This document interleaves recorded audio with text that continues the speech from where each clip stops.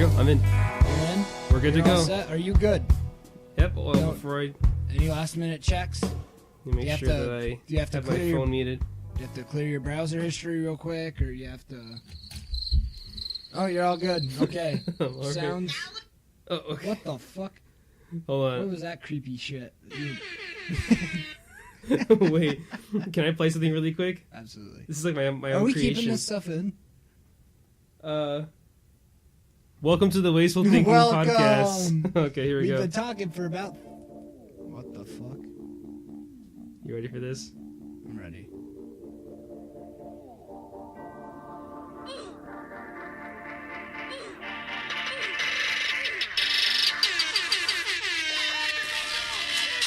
Yeah, baby. It's like my meme thing. All right.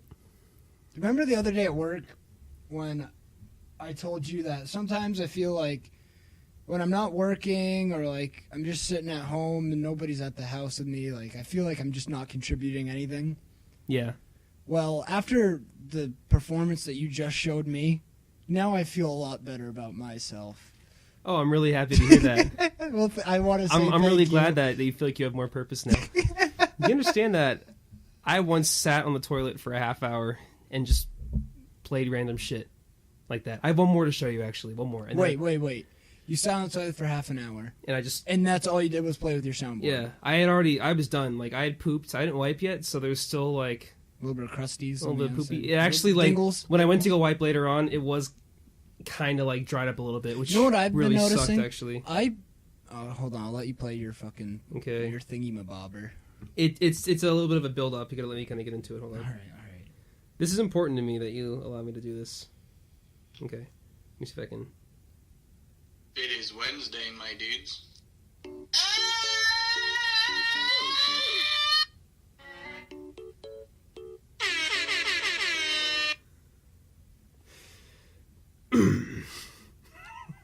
People usually clap after a performance. It's kind of like procedure. All right, I'll take it. Wow, thank you. Wow, thanks. Oh, I'm man. actually.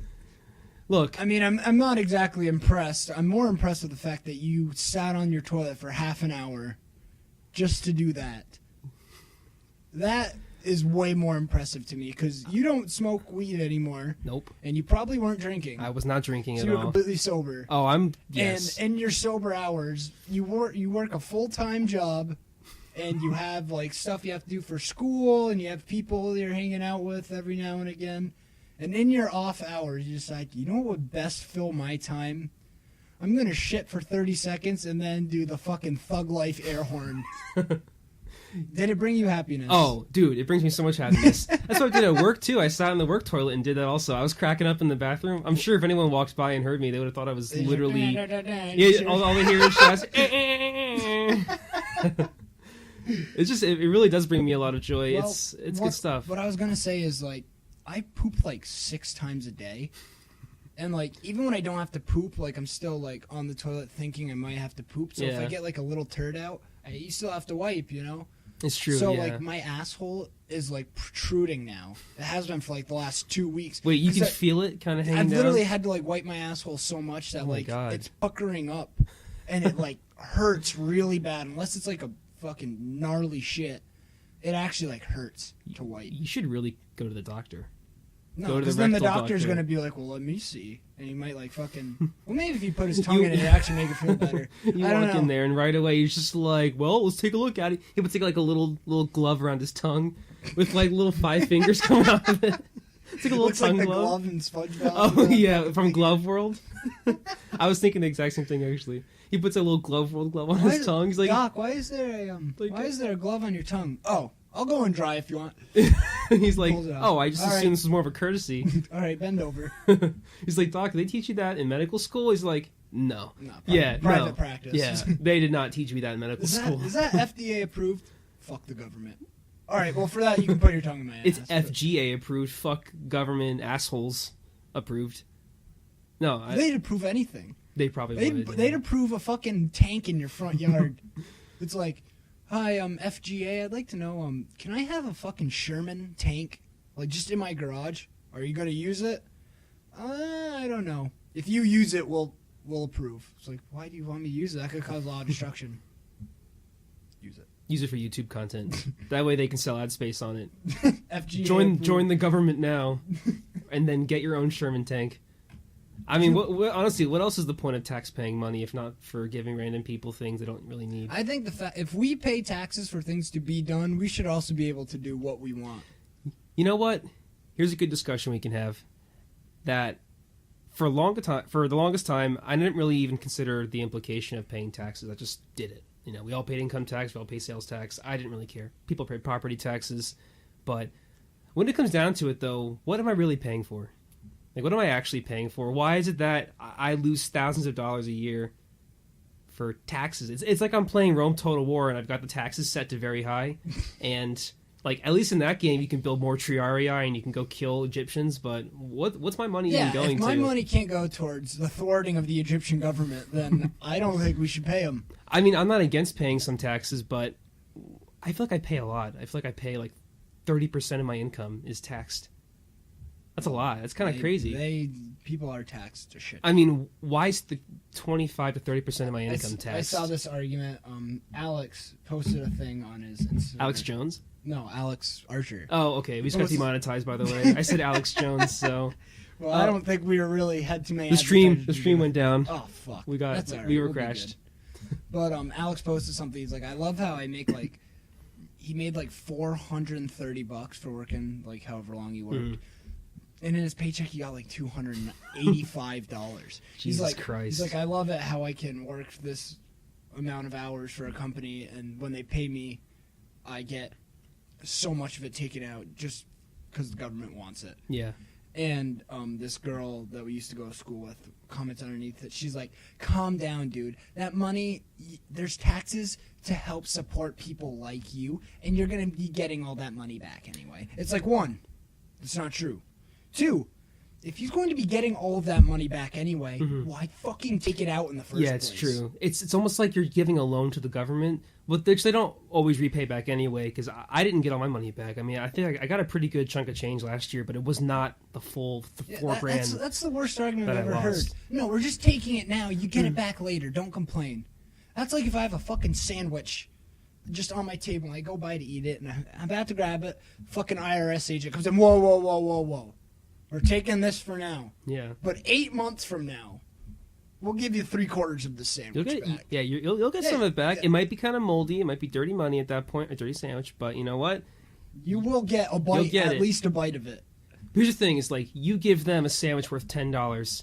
3 months later or a year later, they give you a sandwich that's worth $8. Now, it's still a sandwich. You're still going to eat it, but you might eat it too quickly. You might wish you had your $10 sandwich to start. It's not the sandwich that you wanted. No. You made that sandwich. You worked hard. You got the bread. You got the fucking mayonnaise.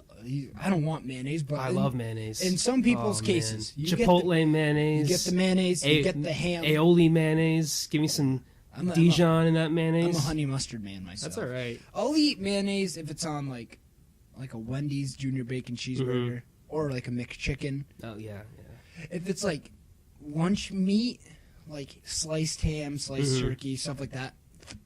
I see what you're saying. But if it's on like a pre-made burger or a fucking... It's because the burger, the patty's thicker, so there's more surface area or something. Not really surface area. There's just more thickness for the man. Anyway, but I know what you're saying, though, about the sandwich. But yeah, so... Because you know what? Me off.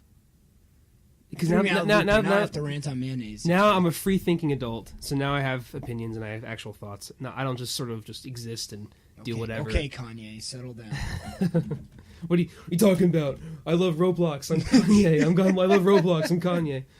But it's just, I don't mind paying taxes so our roads are in good shape, which they're not, by the way. They're horrible. So that's not really working at all. I don't mind paying some taxes. So Domino's is better at fixing roads. Domino's? Domino's. Wait, are they paving roads as they deliver pizza? Yes. No, are they really? If you order Domino's and there's potholes on the way, Domino's will literally fucking repave the roads. It's like Cyberpunk. Corporations are literally doing construction jobs and stuff now. They're doing a better job at it than the fucking Well, you're right, because... That's why private enterprise is so much better. Well, because potholes affect their delivery service. Who would you trust more to fix the roads, the government or Domino's? who would do a better job? I'd probably say that Domino's do a better job. Who do I trust more? I ideally prefer to trust my government over Domino's. Yeah, but who not ideally, Josh. Who do you trust more?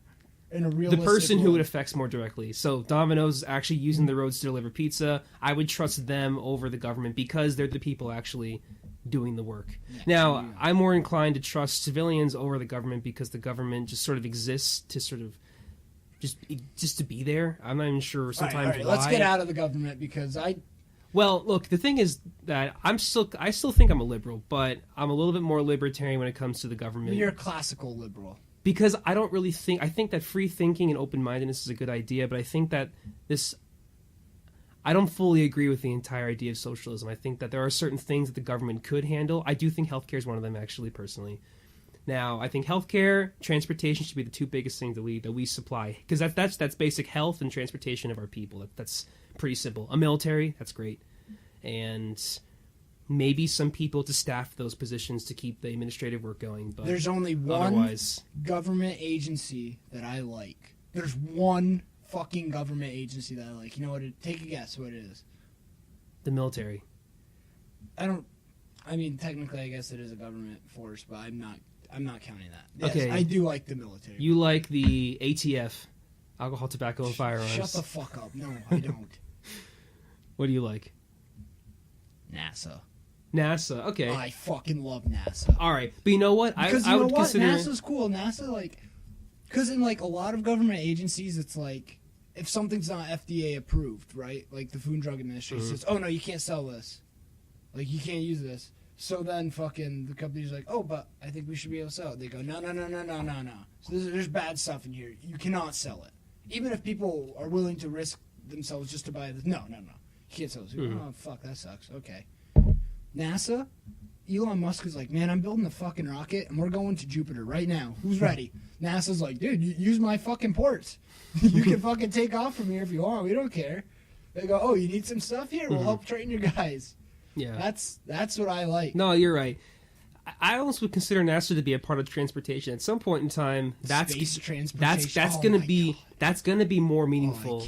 Now, because all right, the one thing though is that I know that you mentioned the FDA, and I do agree that maybe sometimes I think the FDA, I think we need a singular purpose. But that functions with the health of our society, though. But listen, it's health. The FDA does a single purpose, and you know what that one purpose should be? Someone from fucking Ontario was calling me. They probably heard me say fucking I don't want socialized healthcare. Now they're pissed. Fuck you, Canada. It's okay, but I kind of do. So half of us here are in favor of it. I'm sure you can guess which half it is, but calm down, Canada. It's going to be all right. All right. This is America. But this is what I was saying. The Food and Drug Administration has, yes, like maybe it should be a thing, whatever. I guess it could be a decent thing, but it should be one purpose, and that one purpose should be to have like their regulations or whatever, and to if something passes it, you stamp it, FDA approved. This goes through all of this stuff, so this stuff is good for you. Mm-hmm. But if it doesn't pass, then all it should say is FDA does not approve this. So Okay. you should say, okay, we're going to sell it anyway, just without your little fucking stamp there. You know what? Because you know why? Fair enough. I agree You know with why? that. Because if you say fucking I open up a gas station down the street, right? Mm-hmm. And I want to sell these little chocolate bars. And in the chocolate bars is something that like is possibly really bad for you, right? I don't want to buy those chocolate bars. Well, just listen and say it makes you sick, right? If the government says FDA does not approve of this chocolate, you can sell it, but we do not approve of this chocolate. You go, okay.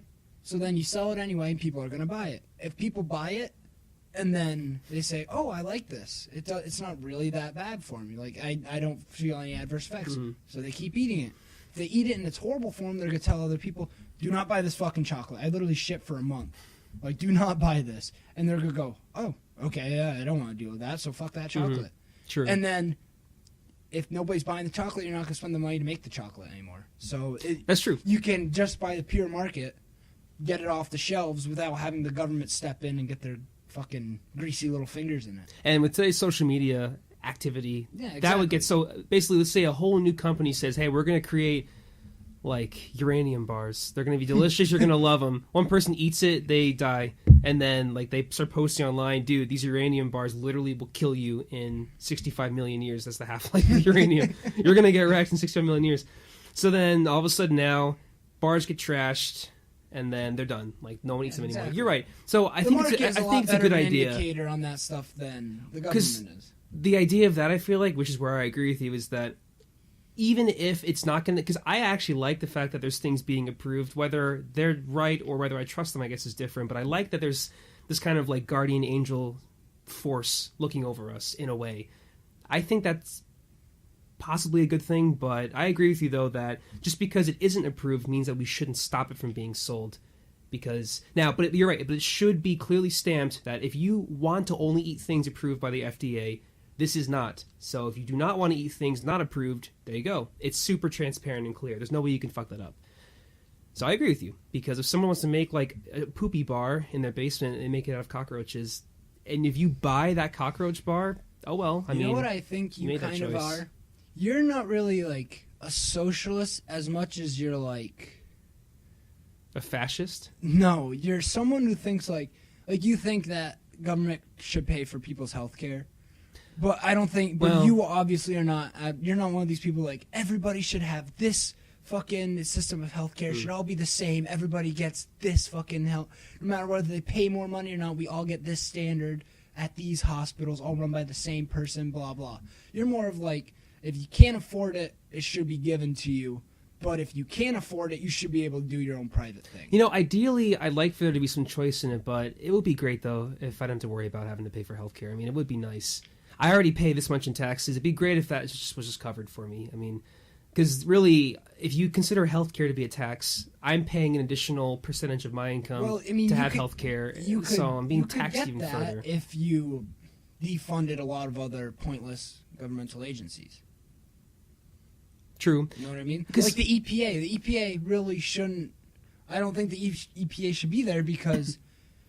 You can use the same thing by market pressure. Like, if everybody in your fucking neighborhood wants solar panels because, like, they work more efficiently, they're more green or whatever, and you have the shittier systems of electricity, like, market pressure could dictate, like, oh, like, these are cheaper, easier to make, and they're better.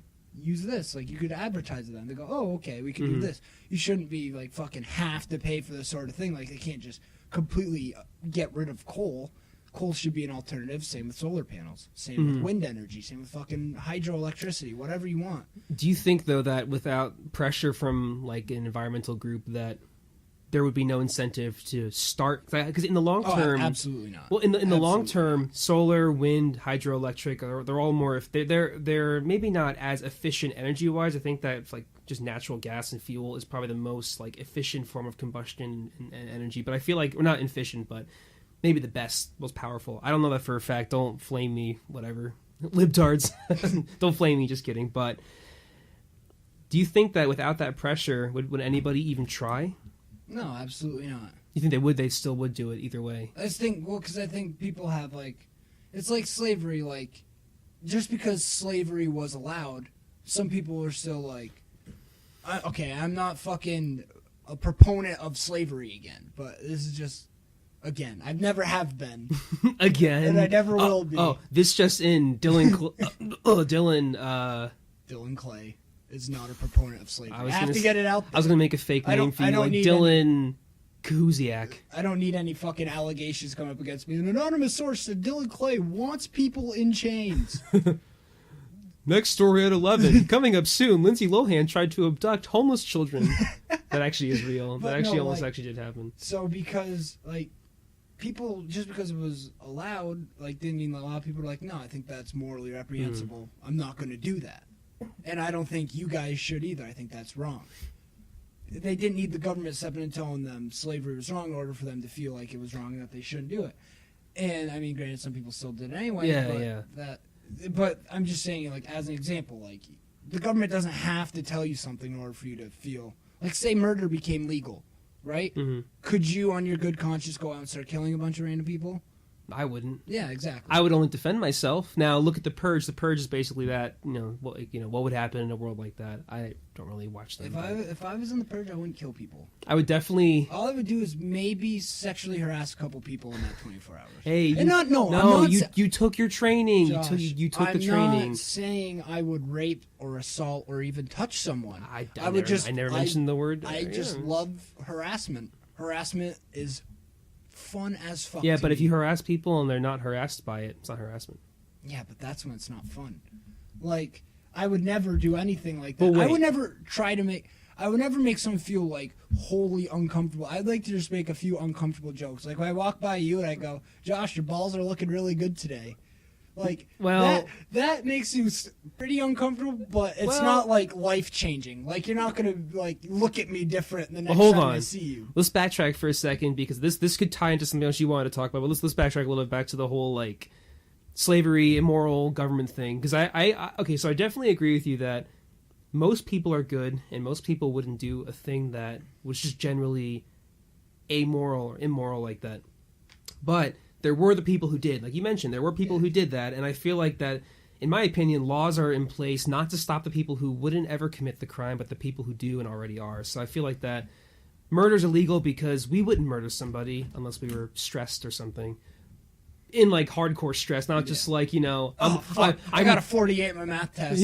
Come over here, let me cut your fucking head off. Slice down their body. Fucking Wolfenstein takedowns. But I feel like that murder's illegal for the people who may actually do it and to maybe deter people from doing it. Murder is much different than using natural gas instead of solar. Okay, you're right. No, I don't. saying, you're like, right. I shouldn't like make it seem so extreme. That was my fault for using that as an example. I just couldn't think of another. No, it's a good idea because you're right. Because slavery is a thing. Because quite frankly, I think polluting the environment is also an immoral thing to do. I think personally that we shouldn't just be so careless with production and industry and have that affect the environment we live in. Only because the one thing keeping us all sane and alive is the actual planet not just becoming a radiated, corroded mess. So, well, see, this is one thing that, like, I'm a big free market guy, but I also, like, because, the Paris Accords, right, that Trump's got out of, is that whole climate change initiative thing with all these companies that were signing on to it. Like, we not being in it are the most, like, green country, like, in the world when it comes to that stuff. Like, we're not in it. We have no, like, UN telling us you have to use solar panels or whatever. But people in our country just do it because the market makes it affordable. It makes it, like, easily accessible. Well, look at Tesla, electric cars. Yeah, and exactly. Elon Musk is building a whole industry based on non-fuel cars. Exactly. And, like, India and China, like, they're in this thing. They're saying, like, we are champions of climate change. They are fucking horrible for the environment. So, like, that's just, like, my, like, I don't know all my arguments and all my facts for climate change, but I know that it's not right to tell people what they can and cannot do as long as it's not really hurting anybody else. And I'm not completely convinced that me driving a fucking car compared to an electric car, I'm not really convinced that is doing so much to help other people. Yeah. I'm just not convinced. If somebody could convince me, then go ahead, do it. But even if you convince me, I'm not going to fucking say, oh, you can't drive that car now. I think what that stuff mostly is just for people to fucking, like, brag. Like, yeah, I'm pretty green. When people say paper or plastic, I say, neither. I carry them with my hands in my hemp bags, actually. Because, like, I'm really good for the environment. Well, yeah, and what you're describing is a person... What about the iPhone in your hand? Oh, my iPhone doesn't hurt the environment. What about the fucking kids in sweatshops making that for 8 cents an hour, sewing their fingers together?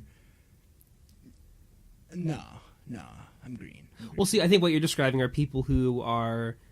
Because I feel like I really am, like, kind of very, like, centrist, sort of maybe more left-leaning.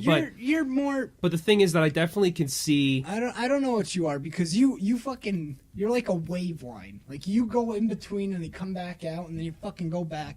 You're your own thing, which is good. I'm open-minded. That's very good. Open-minded. But you're open-minded, easily convinced, is what your problem is. You're Because right. I can sit here and I can talk to you about all my ideas and be like, that's a great point. I like that. I agree with you. And then somebody else could come in here, articulate their points in a different way, completely separate from mine. You'd be like, oh, maybe you're right. No, you're right, because I think that I'm perhaps too open to not forming. Okay, how about this? I'm too against forming my own iron opinion because I'm afraid that if I make my opinion way too strict, I can never allow myself to be open-minded. That if I just say, I have very strict opinions, and I'm about as open-minded true, as it gets. you're right, and it's possible. Well, the difference between me and you is like, you can be convinced, I can be persuaded. Like, it would take a lot for me to change my opinions, but I will still sit down and listen to the same opinion. Like, I will listen to them tell me something. Whereas you, like, instead of having to be persuaded, just one or two things could come your way, and then you wouldn't go through the whole, like, how does this contradict my thing? Is this really better? Blah, blah, blah, all this stuff. You'd be more like, maybe I should hear this guy out as much as humanly possible, and you just throw away all your past convictions for this 1 second, and then you end up just absorbing that, and then kind of keeping the rest in the back. I try to just listen completely. It's not a bad true. thing at all. There's good things to take away from both sides. But it's also harder to really know what you stand for if it's so switching. But, I mean, if one person makes a good point, then you'd be dumb not to listen to that person. No, it's true. I definitely agree that I think I do have a problem with making my own strong opinions because I'm so willing to believe that how can I know everything? How can I be correct? So if someone else who I think has more knowledge than me, I'll immediately say, oh, wow, that person must know more than I do. They have to be more educated about it. I always thought that, too, until I would see two people who are both way smarter than me have completely separate opinions. Mm-hmm. Like, I would see people on, like, TV and all this stuff be like, this is back when I was a little lib, be like, oh, like, I would see, like, I don't know, Seth MacFarlane on Family Guy or something. He's smarter than me. He's a smart guy. He'd be like, he did this whole episode on the Tea Party and how bad the Tea Party movement was. I'd be like, oh, he's smarter than me. He must know what he's talking about. I agree with him. The Tea Party is a bad thing. And then I would hear Ben Shapiro talk about later on, who was a Tea Partyist. And he's a lot smarter than me, and probably a lot smarter than Seth MacFarlane. True. So there's two people both smarter than me. They both have opposite opinions. Which one do I really listen to? That's when you figure it out in your own head. You listen to their ideas both. You put them all in one pot, and then you just see which one really has better backing or makes more sense. You know what annoys me though about having opinions is that this is a good. Okay, this is actually going to really answer your question. The reason why I'm the way I am is because early on when I was younger, I always told myself that if I don't have an educated opinion about something, then my opinion cannot be as valid as someone else who has more knowledge than I do. Not true. Well, that's how I always thought, because if, let's say, someone comes in here who has done, like, fuck tons of research about the EPA and their effects on the environment and stopping pollution from big companies or whatever, I'm willing to hear that person say, okay, fair enough. And I think that's how Steven Crowder gets people, too, because he does so much research. He has so many facts to back up his claims that I find myself, when I watch him, being like, I guess I'm a fucking conservative now. And then I hear, someone else come on who's like a liberal, and they talk about this, and I say, oh, I guess I'm a liberal now, because they both have such hard facts to prove it. How can I ever possibly look at them and say, okay, thank you for your hour-long discussion on the EPA. I think you're wrong.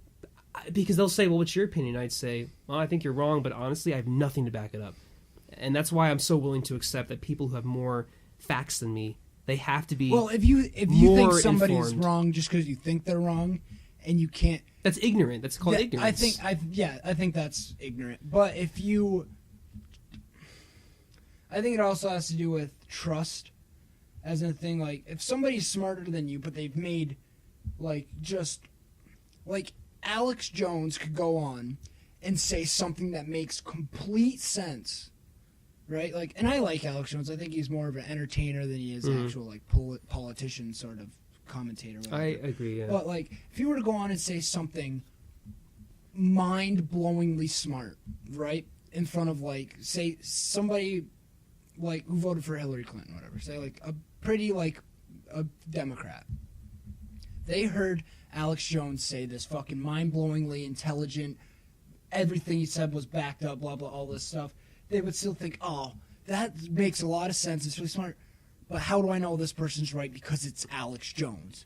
You know what I mean? Whereas if somebody they liked said something that was wrong, but they like them and they've trusted them on past occasions. They were right about most things, but they weren't so right about this. You could just think like, he doesn't have this completely squared away, but generally I like what he says, so I'll take his side on this one just for now. That's fucked up, because like I can agree a lot with people that I don't like a single thing that they say, and then I'll see people who my favorite thing to do is when I watch Ben Shapiro or Steven Crowder or just any like libertarian or anything. I love to find things I disagree with them with, because the more I agree with them, the more I'm becoming what I fucking hate. Because like I've done a lot of like reading on like affirmation. You know what affirmation bias is, right? Yes, yeah. I've done a lot of like reading on that, and I realized like, oh fuck, that sucks. I don't want to be like that.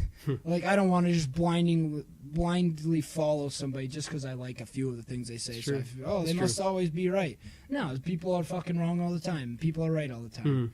So I try to, like when Ben says something or Steven Crowder that I don't agree with, like I love it, because I'm like, finally, fucking I still have it in my capacity to disagree with somebody I like. Yeah. Like when Steven Crowder says that he wouldn't vote for marijuana to be legal. Like, I'm like, oh, good. I would vote for that. Good. I'm glad. No, you're right. So then I know, It's like, true. Because that not only does it help me find out, like, I don't just blindly follow people, but it helps me realize that when they do say things I agree with, there's a basis to which I agree with them. And when there's something wrong, there's a basis to which I think that they're wrong about. Yeah. It's not just me looking at someone being like, oh, he said that? Okay. Like, I think a lot of people who follow, like, Trump, like, diehard Trump supporters, and there's people on the other side that do this too, but I think, like, just about diehard Trump supporters pretty much is, like, he could say something, and then a month later, completely contradict himself, and people will believe both things at the same time. Like, complete oxymorons. Like, when he says, like, I'm staying up with the NRA. I'm proud of the NRA. I support Second Amendment. Blah blah. All this stuff. Everyone's like, yeah, I agree with that. And then he'll be next to Dianne Feinstein and Maxine Waters and say like, well, maybe we should be able to take some people's guns away. And then people are like, yeah, he's smart. I don't see having a problem with that. It's like, how can you keep both of those fucking thoughts in your head at the same time? It's literally Orwell doublethink. Well, unless in my mind he got new information that changed his mind a little bit. That's the only way I could justify that, is if he got more research that said... But then he'll go out and say the thing he said before right afterwards. It's true. No, you can't do that. You can't... It's literally doublethink to the highest order. Yeah. When you think two things are right in your head that cannot be right compared to the other one. Yeah, that's true. No, I think you're right, though. I think that you have to have an opinion. You also have to allow yourself to be open-minded. It's hard, right? Like, I think it's hard to keep it all track. Keep it all... Well, I think... let's admit that I think it is a challenge to have your own opinion, but at the same time, not be so strict in your opinion that you just deny everything else but that. It's not that hard to have an opinion. No, okay, you're right. It's more right to be able... Well, it's not easy to have an opinion. Oh, everyone has one. If you ask someone, hey, how do you feel about gay marriage? They're like, oh, I think it's great. Or they say, nope, I think gay marriage is horrible. I mean, that's I mean, like, pretty easy. More complicated matters. Not like just because anyone can have opinion on anything. You say, like, hey, I think fans are the best. And other people are like, no, ACs are better. No, you're right. Like, they just think, that's just what they think. Yeah. I think it's more challenging to have, like, opinions on more complex issues and be able to back them up. Because it's one thing for me to say, listen, dude, that's the best fan I've ever seen. Ask me why. I say, I don't know, I just think it is. Like, that's easy to do. Well, then why would you think it's the best fan ever? I think it's the best fan because the thing has literally lasted for like a year and it's on 24/7.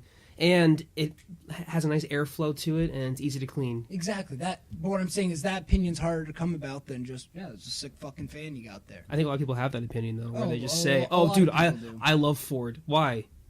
It's just what I have. It's like, wait, you don't like Ford because they're like more affordable, or like it's got a better truck bed, or it's got more towing capacity or whatever, better engine. Like you just like Ford. It's like, nope, I love Ford. It's like, okay, fine, fuck you. Or they go, yeah, all that stuff. Like, yeah, Ford. Yeah, awesome. Dude, Ford's great. No, you're right. I think I'm guilty of that sometimes too. Oh, everybody. It's because I don't think we don't want conflict with people. We don't want to be like, I fucking hate conflict. If they say I love it's actually Ford, unbelievable how much I hate conflict. If people are arguing, I literally go elsewhere. Like a lot of people, like when they see like fights and stuff, like even if I see a fight on like if I watch a debate on YouTube, we'll say like Steven Crowder heated debate with Joe Rogan, like when they got that whole marijuana debate. I put off watching that for months. It was kind of tense because I don't like seeing tense things. I don't like it. Even if it's somebody I completely agree with and then completely disagree with, if I feel like it's going to be tense, I just don't. I get very uncomfortable watching a fucking YouTube video of people 3,000 miles away. It just makes me uncomfortable. It's true. Yeah, it's true because you're not really sure what's going to happen. I don't think that two people getting heated and angry, like how can we look at that and say like, yeah, here we go. Yeah, I mean, well, a lot of people love that. No, shit. You're right. They love fights on Dr. Phil. I actually love watching Dr. Phil yell at people. If it's in like movies and stuff, I love it. But if it's like real, then it makes me very like even true. Like World Star fights. Like I like World Star fights, but like sometimes it just makes me go, oh god, I really wish this didn't happen. Yeah, because you know they're real people. Yeah. Different in a game. If you're playing a game and people are having a fight, like it's still uncomfortable, and but it's all fake, it's all fantasy, and it's real life, or is it just fantasy caught in a landslide? Okay, anyway. No escape from reality. You all right? You gonna make it? Yeah, I'm just. You want to go sit on the toilet and play with your Yeah, soundboard? I do actually. I want to go sit on the toilet and do a little. Do a little jerky jerk, jerk in the gherkin. But no, I think that's a good discussion about opinions. I think that it's important to have them, to not just have. You don't have to do a dissertation level research for every topic that you want to talk about with people, but you should be able to. If you say, "Hey, I'm in favor of gay rights," you should be able to say, "I'm in favor of this because of this reason." It could be as simple as that. And then someone says, "Well, I think that reason you told me was actually incorrect. This is why I think it is." And you can say, "All right, I understand that point, but I still think I believe in this more than your belief." And then, you just walk away. And that's it. It can be that simple. No one has to be like, "Well, you know what? Fuck you and fuck your fucking opinion." Like, it shouldn't... Fuck you. Fuck your family. Fuck the horse you rode in on. He's like, "I literally just kidnapped your dog because I fucking hate you so much. He's in the back of my seat." You see the dog like... barking. Yeah, he's saying, "Let me out of that car. You're not gonna get it." Anyway, that was some deep-seated anger. Yeah, you're not gonna. You ever kidnapped the dog before? No, I never have. Do you want to? I got 3 of them downstairs right now. Yeah, I don't but if we, good boys. But the thing is, though, if we just put them in the car, I think we're just going for a ride somewhere. It wouldn't really be kidnapping. If you try to kidnap somebody and they just think they're going for a ride, like then you're just bringing them for a ride. You're not really kidnapping them at all. Well, if they enjoy what they're doing, then it's not kidnapping. Because kidnapping is taking someone against their will. That's true. If you say, "Hey, we're going," they go, "Oh, all right, sounds good to me." Then you're just hanging out at that point. So if you go up to like a small child Are and you kidnapping these small Mexican children at the border? No, they said they wanted to go to fucking Disney World. I thought it would be fun. They wanted to go to Taco Bell first. Did you ask their parents? No. There were no parents. Trust me. They're still on that. I killed them a long time ago. I killed them with my AR-15. They're still probably on that like boat floating out in the Gulf of Mexico. They're like, "Yeah, I saw their parents. They gave me a little bit of and just sailed back to." They gave me the okay white power sign that they took out. Wait, does that mean white power? You didn't see that? No, Oh my god, I didn't. I have a lot of things to say about Brett Kavanaugh, the horse shit that he's been through. But the first day of Brett Kavanaugh's hearings, his assistant or somebody that he brought with him was sitting behind him. And you know that like 3-point basketball thing, like this? You hit a 3, you put your fingers like this. Sure. Apparently, the 3 fingers that are up form a W, and then like this, it would form a P. So this means white power now. And there was a girl sitting behind Brett Kavanaugh while he was being like during his first hearing, and she was sitting behind him, and she had her hand like this. Literally just like this over her arm because it was like comfortable over there. Oh, okay. So she wasn't like doing this whole thing. If she was just like this, that'd be different. No, she's literally just sitting with her hands like this. Okay. And it was there for like 30 minutes, and then she just moved her hands or whatever. And there was a thing that got like 85,000 retweets. It was on CNN. It was on MSNBC. It was on all of these things saying that Brett Kavanaugh's assistant was a white supremacist, sending out racist dog whistles by doing the white power sign on national television, trying to get people It was. What? They said it was an Easter egg sort of thing, like a subliminal messaging, Easter so egg. people knew that Brett Kavanaugh was good with white supremacists and was a white supremacist, just because their hands were like this. I don't think that would hold up in the court of law. It seems like quite a stretch. It got like 85,000 retweets. Look, and it was all blue check fucking Twitter journalists. It was CNN was going on about how this was true. Look, you know me. I'm willing to believe anything if someone proves it, but quite frankly, that seems like kind of a stretch. So then the next day during the hearing, she started yawning. She's like, oh. And she just kept, she was like looking at the camera. She was like yawning. While she was yawning, after she got done yawning, she like put her hands up like this again, and then just winked at the camera and put it down. It was fucking gold. Oh my God. Oh, I loved it. That's some pretty good comedy. It was fucking Maybe hilarious. it's not the best They time were to saying be she was doing a white- comedy, They were but literally saying she was a white supremacist. She is a Hispanic Jew whose grandparents were in the Holocaust. clearly that's your Nazi. ideal Nazi. That's what Dude, you want in a Nazi. Maybe she was a Hispanic. Is a brown, black-haired woman Jew. That's what you want. Hey, Whose family escaped the Nazis. Even maybe there are white people who are supporting the civil rights movement. Maybe it's possible. Maybe they've got an insider in the Hispanic community, the Hispanic and Jew community. I don't think Not there's a lot bad. of Jews in the Nazi movement. There's got to be one. I bet there were a couple of apologists. They figured it'd be better just to join them than fight back. I mean, they're like, "Hey, you, is that a Star of David on you?" No, it's just a swastika that I fucked up. Yeah, I drew it a little bit wrong. I just It looks kinda like a messed it Star up. of David. Don't worry about it. Hey, come on. Seagull. Yeah, They exactly. Go, oh yeah, Seagull. Yeah, yeah. Sure, yes, very good. You love the. You are a nice Jewish man, yes. No.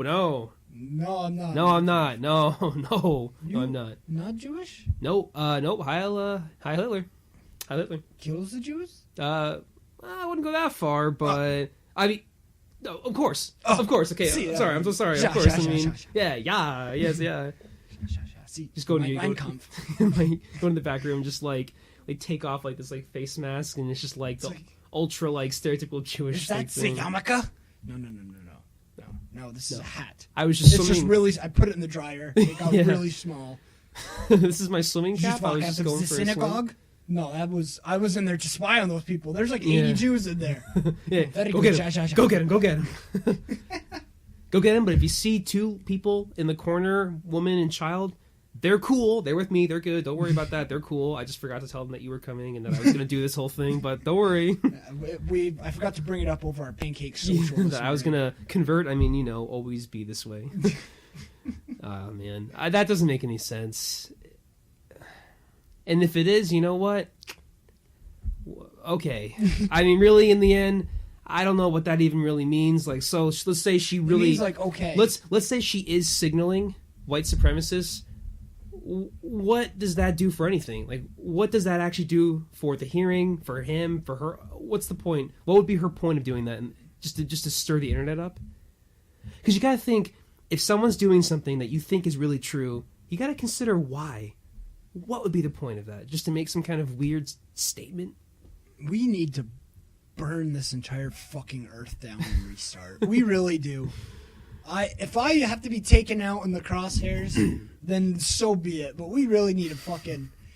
If there's a God, I don't know how he's sitting up there and not being like, okay, they have like fucking 3 more days. If they don't pull their shit together, it's fucking go time. The 4 horsemen are coming. We're bringing hellfire. Satan, I know I haven't talked to you in a while. Are we good? No, we're not good. You want to kill a lot of people? All right, we're good. It's like, Who all am I right. killing? Everyone. Every fucking person. What do you mean? It's reset time. We're going to hit the button. Oh, all right, let me put my PJs on. It's like, all right, you're gonna start in India. We got to hit India first. You're the only person we trust to get that job done. Are we taking out everybody? Everybody. What about the people in fucking Scandinavia? It's worthless. It would actually use up more energy More to god do power. that, and it would mean less in the long run. It's not worth my time. Leave Finland, Poland, Norway, fucking Indonesia, tsunamis are gonna beat the shit out of them. Let them be. It's true. What about the people in the Amazon forest that are like kill everybody that goes in there? I'm not fucking with those guys. Yeah, are you kidding me? They don't know what a fucking fish is. They got blow darts with frog juice on them. I'm not going in there. That shit hurts. Isn't that weird though? There's literally tribes in the Amazon rainforest that like no idea there's people outside of them. Ignorance is bliss, right? Can you imagine? I don't know if it is bliss because everybody who tries to go in and talk to them, they like scalp and rape and eat. They walk in there just like... I wouldn't say bliss more as fucking horrific. Yeah, maybe they're horribly angry for some reason. I don't know why. Well, they seem pretty pissed off. Who would you know? would be too if you're sitting around there, you're in your tribe, everything's going good, and you turn around and there's some fucking white, pale thing wearing blue shorts, blue half jeans, and some weird thing covering his chest that covers his arms too and has a weird swoosh on the front that says, just do it. And he has a phone. You don't know what the fuck a phone is. You see him taking a picture like this?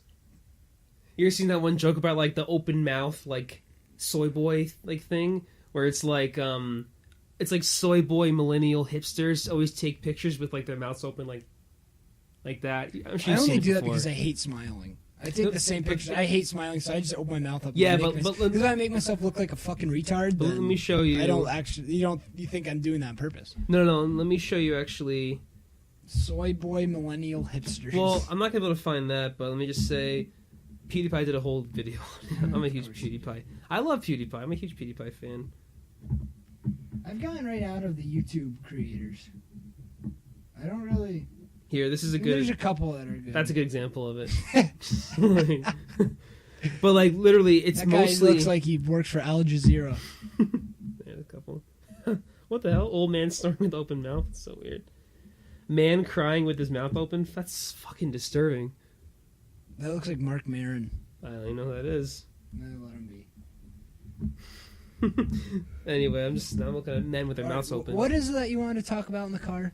Oh, we were talking about gaming difficulties. Oh, I love them. Okay, I love hard games. Let's backtrack a little bit. We were talking about how we were both. I had played it. He's playing it right now. The first Wolfenstein New Order game that came out, and I played it on the middle difficulty, just the normal one. He's going ham on the one above that, which is just below the hardest one. And we were just talking about gaming difficulties, and I kind of want to like get back into that. So let's just riff on that for a bit, and then I'll kind of get back into it. Well, what do you think about it? Well, so here's what I was thinking: is that gaming difficulty, I think, for a game like Wolfenstein, where there's cutscenes and there's story and there's like dialogue between missions, that the harder difficulty you're on, I think you're focusing, in my opinion, you're focusing it more on the gameplay and less on like not less on the story, but you're making the game harder, so the more of the challenge is that. Whereas if you have an easier difficulty, you can coast through the game more, and you're kind of getting more of a cinematic experience, I think. Where one's forcing you to be better at the game, and then one's letting you just kind of like enjoy the story. You could do both in the harder difficulty, but I think that the harder it is, the more challenges you have. You might die more often. It might cut the narrative up a bit more. It does. It definitely does, because I'll die a lot more on this mode. Like, if I played on the normal difficulty, I wouldn't die at all. I'd literally just fucking... I'm going to die maybe 6 or 7 times in the game. Yeah, see, I'd die that, like, on a mission. And, I don't know, just... I've played so many video games throughout my life that, like, games that I can literally just fly through and kill everybody instantly, they take no strategy, no skill, then it feels less realistic. Because it's like, if I'm playing for the story's grounded in some sense of realism, like...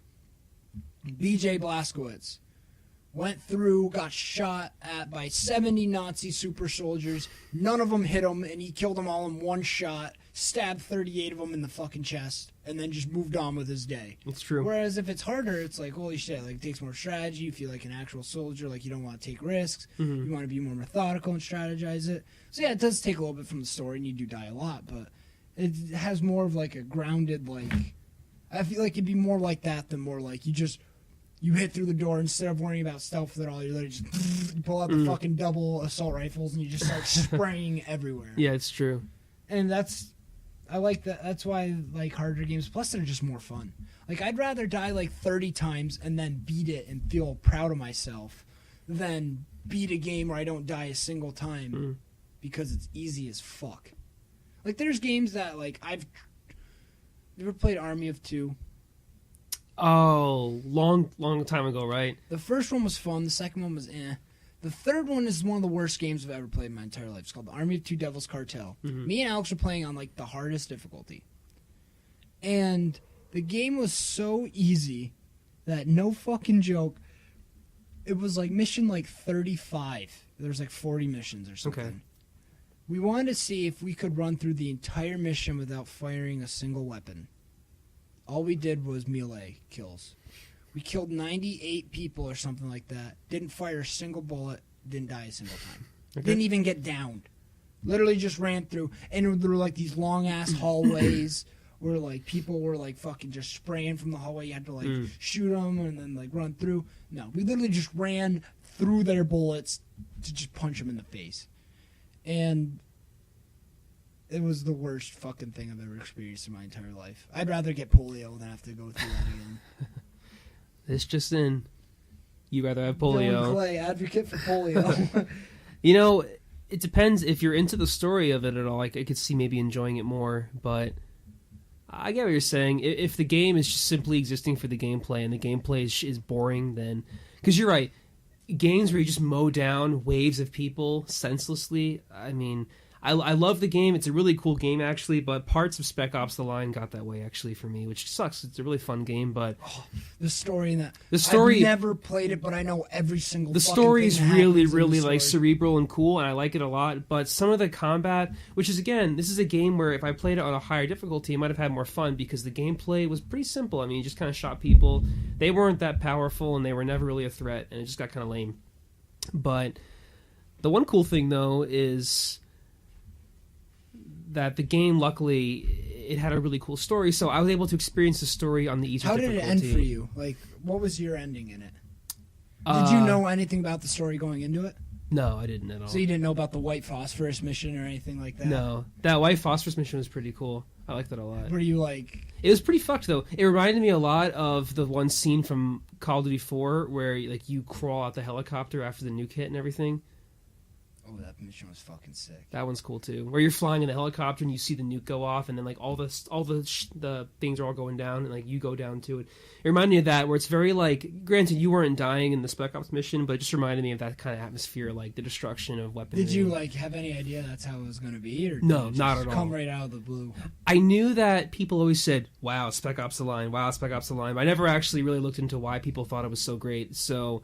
The whole like psychological part of it, definitely, I didn't expect. It was really cool, and that scene was cool too because I was thinking that I was just going to go down there and just shoot them all and just progress, like because you've been killing people this whole time, like American soldiers. It didn't occur to me until that point that the game it forced you to launch the missiles or launch those phosphorus bombs, and then I almost didn't want to go down there and see. I kind of wanted to just walk around it, but the game makes you go down there and walk through it.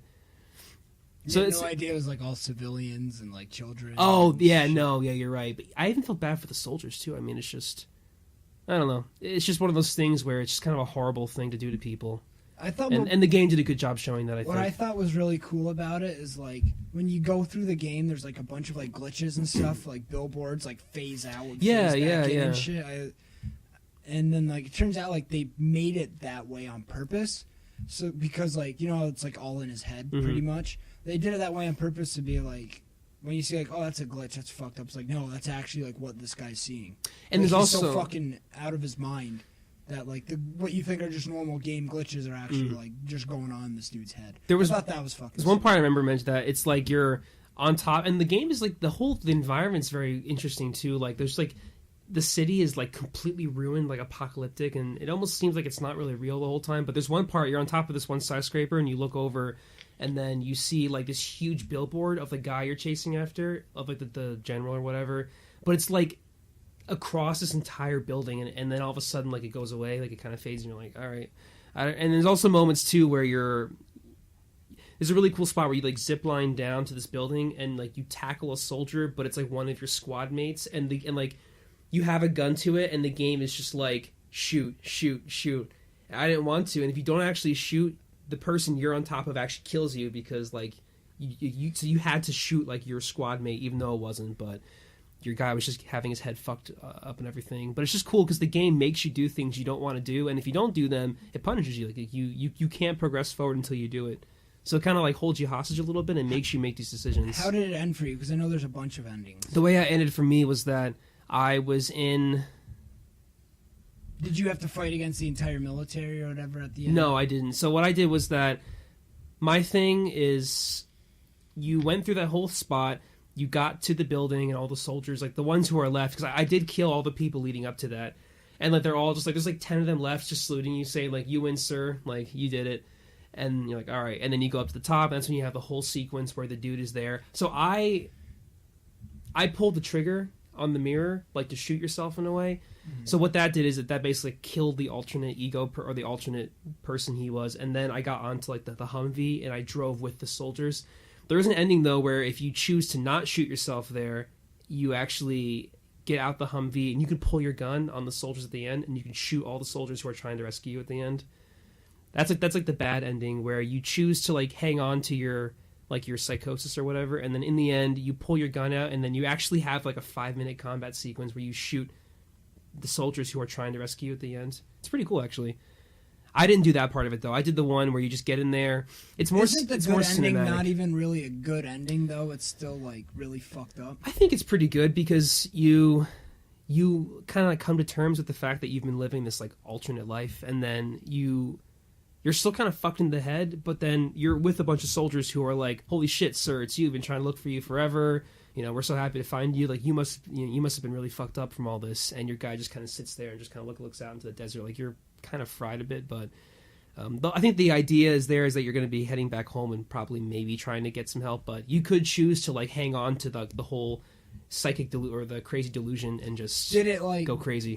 Because I heard like the gameplay's not very good. No, it's not. It's did okay. it bother you to like? Was it kind of like a drag to play through the first couple missions before you realized that there was like a deep story going on? Yeah, it definitely felt very just like. Like you're like, why the fuck run and people gun. told me to play this game so much? Yeah, I mean, I knew it was going to pay off, but it's funny because I think the game makers made it boring on purpose, which is like next level fucking with your that's audience. what I heard. Yeah, like it's because like designed to be boring. During one of like the betas, like people like the gunplay, like in the whole squad based thing, like it's not very good. Like we want like more of like a fun game, and they're like, yeah, but no, it's supposed to be kind of like bland and routine, and you just go in and you kill a bunch of people and you don't think about it until like it turns out that like that the whole point is that like. You go through this whole thing not thinking about it, and then at the end, like you have to come to terms with every fucking thing that you did. So, which I thought I thought that was pretty sweet. It was cool. It's almost like the gameplay itself is actually part of the story too. It's not just like we want to tell a story. You're going to shoot some people, and then those are two separate things. Where the game is actually tied into the story. Like the fact that it's boring actually is real. It's meant to be that way. It's a cool game. It really is. I like stuff like that where. So you like story games more than you like now action games? I used to be different though. I love story. Like when I was younger, I was all like, if I could have been like a high schooler or a 15-year-old now, I would definitely be playing Fortnite fucking 30 hours a day. I'd make hours in the day to play more Fortnite. But now that I'm older, I could care less. I mean, I'm so into playing like these more. Like, granted, I've been playing some Battlefield 4 again lately. Battlefield 4 is my favorite Battlefield games. I still have fun with it, but I definitely enjoy story components a lot more. They just, I feel like you can learn something. It can give you something that you can maybe take with you. Things that you didn't think about. That it could give you an idea or influence you in some way. You would love the fucking Mass Effect games. My God, you would love you have to play them, dude. I gotta finish the second one. I never. No, you have to. Start the first. I never one, played the first because people always said the gameplay isn't as good. The gameplay is really good. It's not. It's for its time. It was really good, and the story is really fucking good. The second and third one are a lot better, sure, but the second and third one are two of the greatest games ever made, ever. In my opinion, they're the two best games ever fucking made. So I can see. So yeah, I mean, when you beat the trilogy and then you go back and say like, you want to play a replay. So then you go back and start the first one, like, wow, this one's a lot different. This one's not as fun as the second three, or the second and third. You're still like, but it's still a great game on itself, and it's Like, it's worth it to replay it, even if it's not as good, because it's still really good. Mm-hmm. And it sets the foundation for the second and third one, which are fucking... First one is great. Yeah. Okay? I give it a 9.5 out of 10. Second and third, both 10s. And I'm willing to fucking... Instead of just going back and playing second and third, I'm willing to go back to the first one because it's... The story in it is fucking phenomenal. Mm-hmm.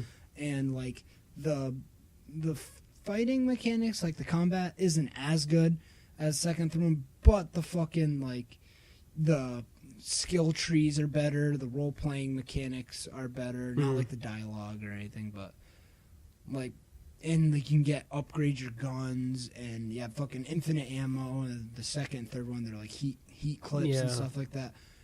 You play the first one. Play the first one, and then as soon as you beat the first one, it'll make you appreciate the second. Yeah, that's probably why. More. And then, but you'll still appreciate the first one. It's a good testament to the game itself that I was able to play the second one. I played like 20 hours. I got through a lot of the story, actually. Most of the loyalty missions for all the people, and I still got to appreciate the characters, even though I would have gotten to know them better if I had played the first one. I would have already experienced them. Like, a lot of the characters in the second one were not. Oh, they're not. Well, okay, this character I know is though, but he's the Garrus. Yeah, I know Garrus is a badass. Garrus is really cool.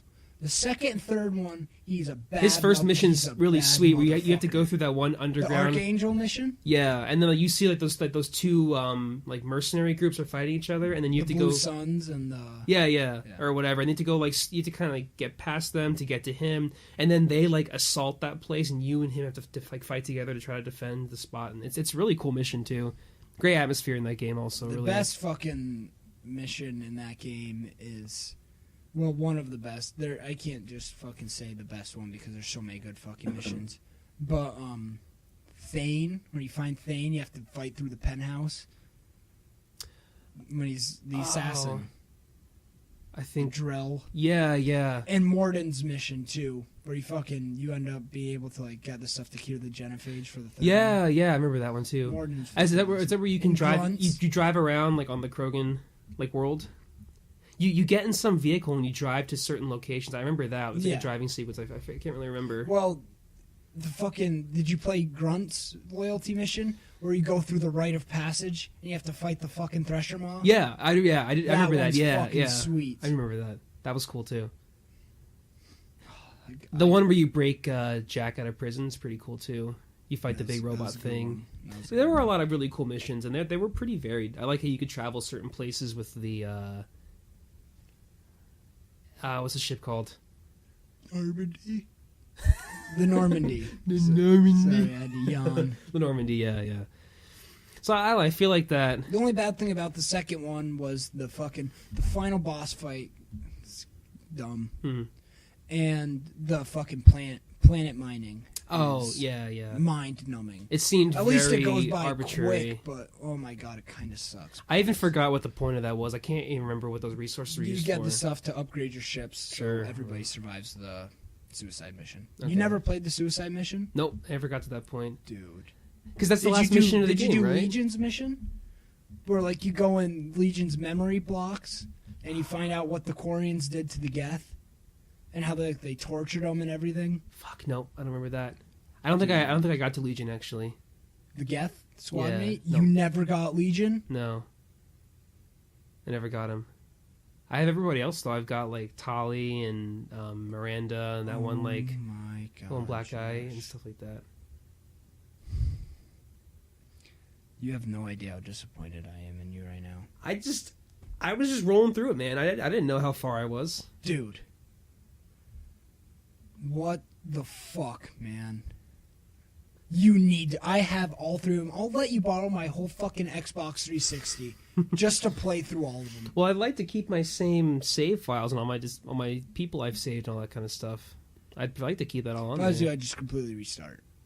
It's gonna be hard to get back into it again. I feel like that's still a lot of time I put into it. Well, I mean, because I've got.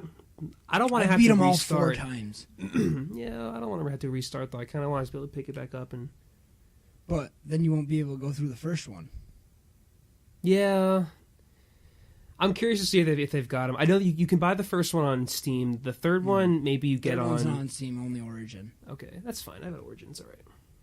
I don't even know if the save data is like It should transfer. I think it'll transfer over. Yeah, I think it's designed that way. Especially if there's not a Steam version, they must have it set up where it just transfers over when you play the next game. Otherwise, it wouldn't make any sense to not offer all 3 on Origin. Then I know, but here's a game I still kind of want to play though. I still want to play Middle-earth: Shadow of Mordor. Oh, that game's fucking awesome.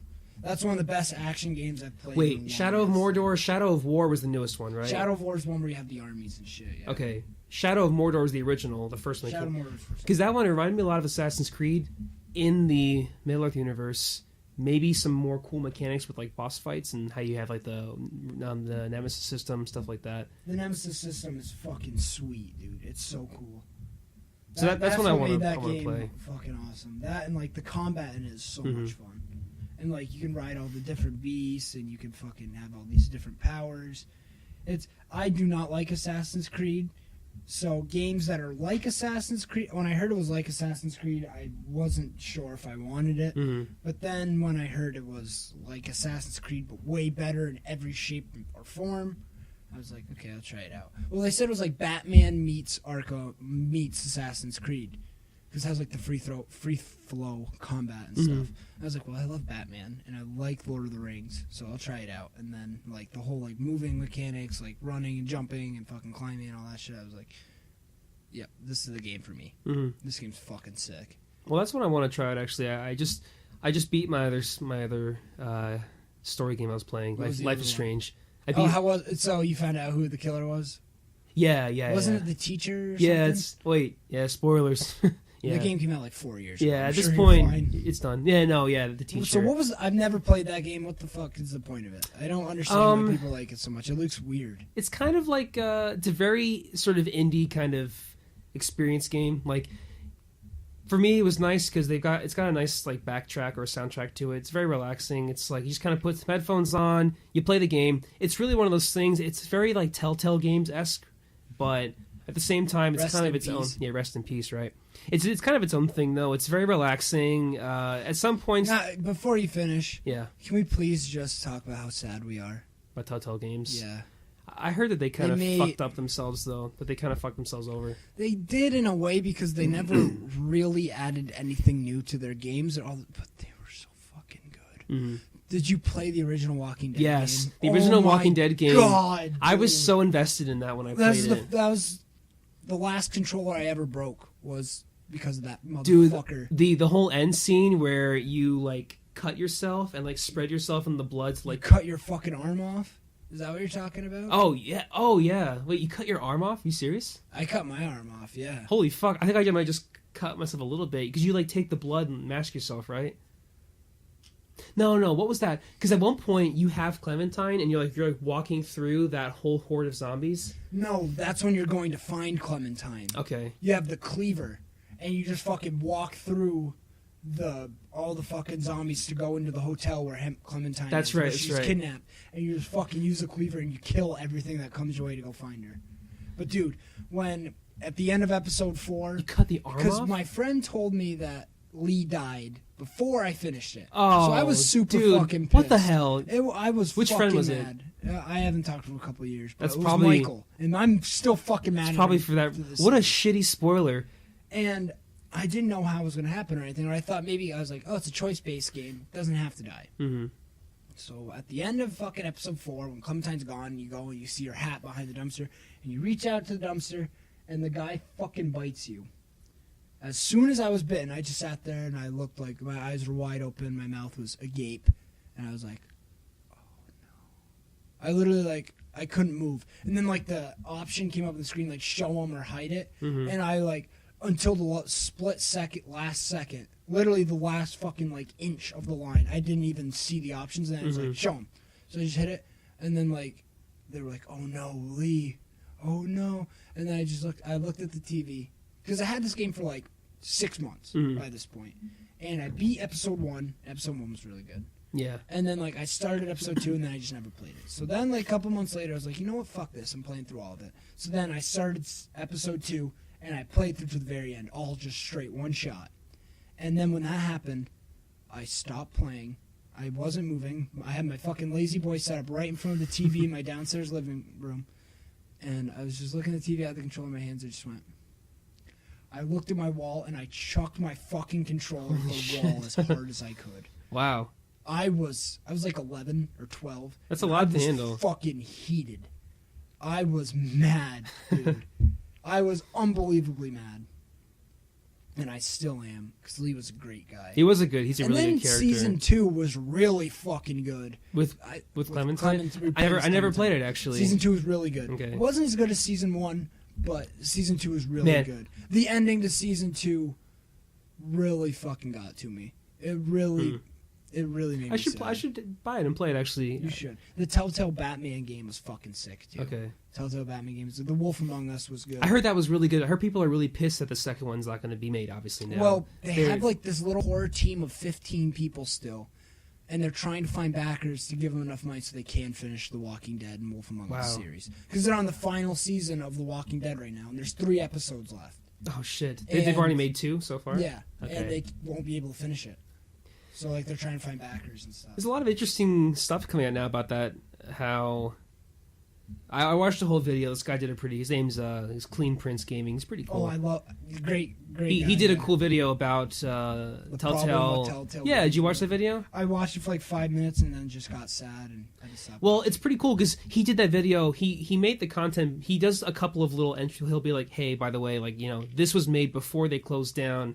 He was already kind of predicting them kind of coming to an end, but he said now that they actually did come to an end, some of this stuff's not going to be accurate, but take it for what it is. And he talked a lot about how even, you know, when he edited that probably like a month or 2 ago, that they already were kind of being stretched thin with all their projects, and how that they had so many great games, but the fact that they just kept buying more and more IPs to do new stuff. Like they bought Batman, they bought Borderlands rights, they bought rights for Guardians of the Galaxy, Game of Thrones. Like, they had so many but the one that they really did well was Walking Dead. They did it so well. And I heard that Borderlands was pretty good too. I heard that Wolf Among Us, the Game of Thrones one, was not that great. They're right. It was not that great. I played the first 2 episodes and I thought it was okay. It was okay.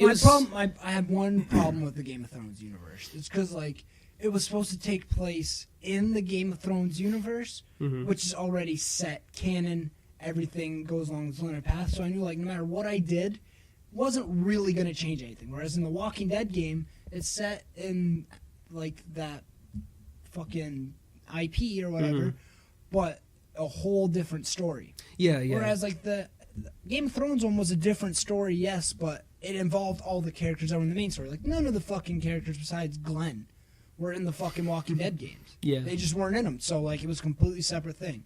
Game of Thrones, you can't... What the fuck? How would you make a choice-based game on something that already has, like, a finite ending? Like, that whole Ramsey sequence at the end of the first season, like, I knew that, like, no matter what I did, it wouldn't have changed, like, the outcome of, like, how, like, I died or whatever. It's just, he has to die because Ramsey's fucking crazy, and that's how it goes. Yeah, yeah. With the Batman one, a lot of people gave it, like, flack and stuff, but I thought the Batman season 1, I have to buy season 2. But I thought it was fucking sweet because, like, it was a whole different story with these characters that they have their own canon, but it was like a reimagination of it.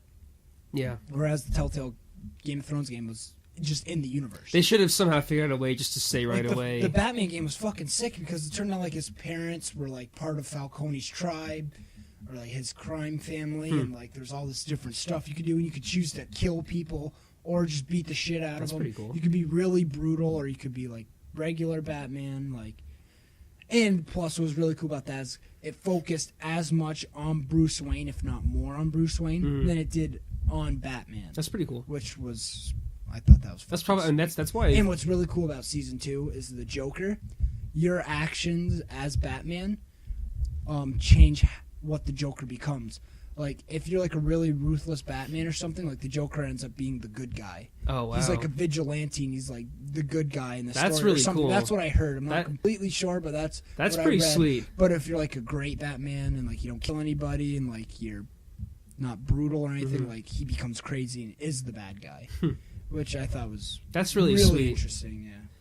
That's what those games are so good at, though. And I mean, because Clean Prince brought up a good point about how some of those games got flack for being so, like, binary at the end, where it's basically just you're this person the whole game. They give you so many. I had to say, Life is Strange, really fucking guilty of this too. Literally, there's so many choices to make, and in the end, it's just one or two things, really. Like, it doesn't really come down to a lot, which sucks, because the whole time, you're really having to question, like, fuck, should I be nice to this person? Should I steal this money? Should I shoot this person? Because you do actually have a choice to shoot somebody in the game. Life is Strange? Yeah, you do, actually. Okay, so what's the point of Life is Strange? What's it about? Basically, you... All I know is something about pictures. Yeah, so you're this really, like, nerdy teenage chick who's going to art school, and the game begins where you're in this crazy nightmare where this huge tornado shows up and destroys the entire town, and then you get wrecked. All of a sudden, you wake up and you're in class, you're, like, sleeping, and then you kind of do class things, you go to the bathroom, this dude comes in with a gun, and he's, like, freaking out and everything, and all of a sudden this chick walks in, he puts the gun at her, they get into an argument, he shoots her dead, and she dies. You put your hand out to try to stop it, and all of a sudden, time reverses all the way back to when you were back in the classroom, and you're just like, what the fuck? So you run back to the bathroom, and then you save her, and that's where the game starts. You save her life instead, and then the whole game progresses from that point on. And so, yeah, like, you can control time. That's a big component to the game. Like, controlling time. You can actually have dialogue conversations, reverse it, get new dialogue choices that you can affect the way that the conversation goes. So it's very... Do you have to go back in time, or can you play the game? You can play the whole thing. There's a couple of times where the game does make you go back because it's part of the story, but for the most part, you can choose to never actually reverse time. Does it end a lot differently? No, it doesn't. That's the problem with it, is that it's a very binary game. Now, the experience is great, though. It's a really, really fun experience, and that's kind of why I give it a pass, because the game itself is great. It's got great dialogue, good characters, it's got great music to it also. I wish that it had a better ending, but oh well. These games, I think, have a problem with that. So what was the point of the game, then? What was the plot of the game? The plot is shit starts to happen, like... Random things start happening around town. Like one night, you look up at the sky and the moon just like splits into two, and you're like, okay. And then all of a sudden, the next day, like birds just start flying at the window, killing themselves, and you're just like, that's weird. And then crazy shit starts happening. So it's kind of like a mystery game. You're just trying to figure out the mystery of like, wow, this shit's happening around in town. So then, what's the point of like this teacher being the murderer being this huge plot twist or whatever? Because you're led to believe that the guy in the bathroom who shot that girl at first was like this psychopath who was kidnapping. Because the game starts off where this one girl was kidnapped, and you're pretty sure that it's the guy who shot the other girl in the bathroom. The game really leads you in that way, but if you're never going to play it, I'll just tell you then that it turns out that he was actually being like kind of like a puppet for the teacher. The teacher was the actual psychopath. The kid just had some problems, but he was being like puppeteered by the teacher to basically plant little red herrings everywhere, so people never suspected he was the one doing it, even though he had been kidnapping these girls for like months and no one ever knew about it. Eventually you end up in the room. It's actually a really cool sequence, because eventually you end up in his room. Part of your character's like thing is that you can look at a picture and you can actually transport yourself temporarily in time to when that picture was taken. So there's a really cool sequence at the end where you're like being tortured and everything, and then you're able to actually... By the teacher? Yeah. And then... So you don't find out at the very end that was the teacher? Yeah, not until like the last chapter. But then there's a whole chapter dealing with that, though. It's actually pretty cool, because then he had this photo album, because he was kind of obsessed with you, like just like a professional way, but also like, like a sexual, creepy way too. So like you get you had a picture album that you had been keeping that he took from you, and you like get him to bring it close to you so you can kind of kick it on the ground, and then you can like pick one of the pictures there, and you go back in time to try to tell other people in that time to warn. It's pretty cool. It's got a whole like crazy so, like fucking tell people to like warn, and then they show up like while you're being tortured and kill them or something. Yeah, it's actually a really cool scene at the end where there's this. It's a lot to talk about, but there's this whole time there's this one guy, David, who's like a security guard who you think is like creepy, and you think he's also creepy too, but turns out he's actually investigating the teacher the whole time. But the game does a good job making you think he's not, that he is actually like, kind of like a bad guy. But in the end, though, you warn him in one of your picture flashbacks. He shows up to the basement where you're being kept. It's pretty cool because the first time he shows up, you could hit all the QuickTime events perfectly and make it work, but basically you have to warn him about certain things to have him not get killed. So you actually watch this guy die like 30 times in a row before you eventually get the sequence right, because you've got to tell the teacher to turn some music on, because then that allows the guy to sneak up on him, but then you've got to tell him to watch out for this one lamp, because he takes the lamp and hits the dude in the head and kills him. It's pretty cool. So like you gotta like keep going back and back, and you watch him die a bunch, and eventually you get it right, and then that whole kind of plays out the way you think it would. But it uses the time travel stuff pretty cool, and it's definitely a really fun game. It wasn't Telltale though, right? No, it was called Machine Games who made it. No, Machine Games is Wolfenstein. Yeah, I don't even know. Whatever, I forgot what they're called. But anyway, they're they were obviously very heavily influenced by it, but they took their own art style. It's very like kind of like hipster style. Isn't it like anime or something? It's kind of. It's definitely. It's a weeb game, is what you're saying. It's not. No, it's not anime. No, dude, it's not a fucking weeb game. There's no tentacle. There's no penetration. tentacles. It's not a weeb game. It's got a very colorful art style. It's almost kind of like. It's not really anime, but it's definitely not. It's not the cel shaded kind of thing that like Borderlands and stuff has, like Telltale Games. But it's kind of like a not like hand drawn, but I don't know. It's pretty cool. It's a nice game. I had a good time with it.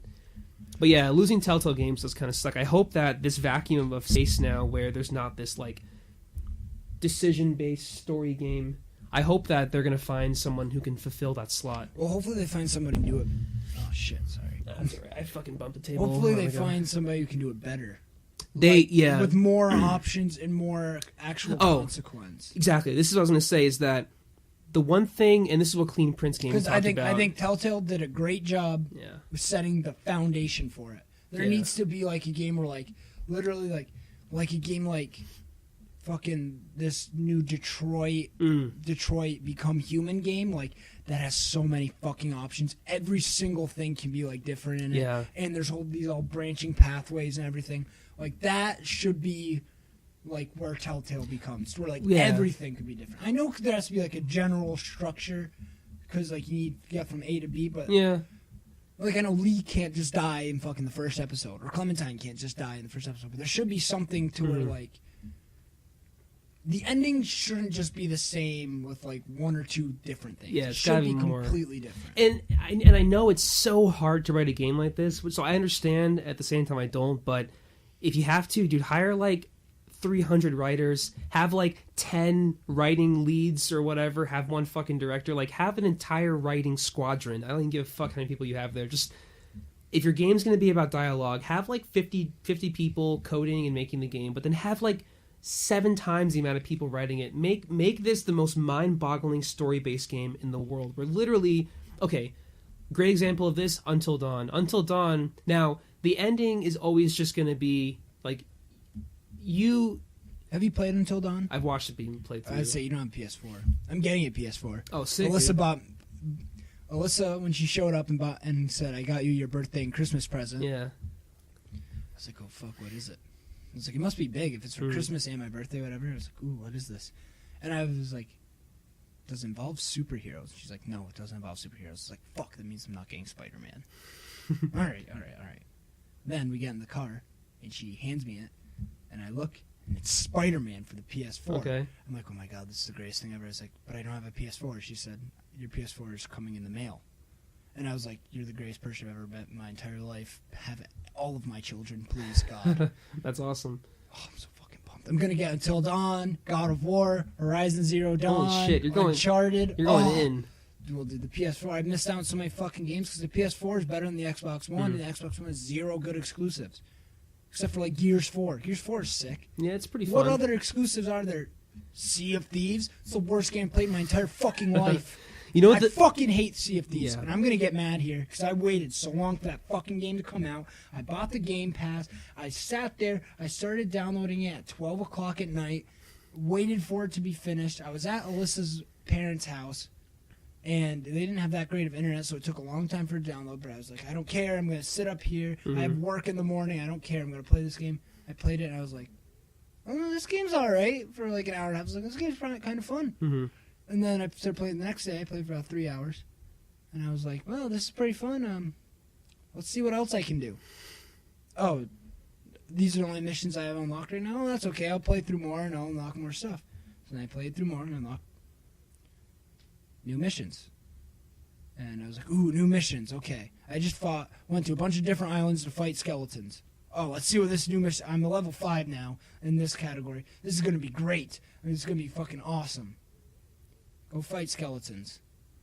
Okay, that's weird. All right, maybe it's a couple missions down the road. So I played that again. Mm-hmm. And then I did the other ones.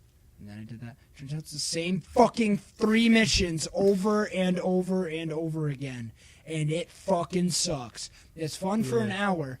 And then I immediately deleted it, and I have had 0 urge to re-download it. I don't care how many fucking updates you want to do. This is what got me mad. Get your mastery. Ooh, what do I unlock a mastery? You unlock a new outfit, you get new guns, you get a new boat. Oh, does the boat go faster? No, we have to balance the game. Level 1 has the same boat as a level 100. Oh, what about the guns that do more damage? Not balancing.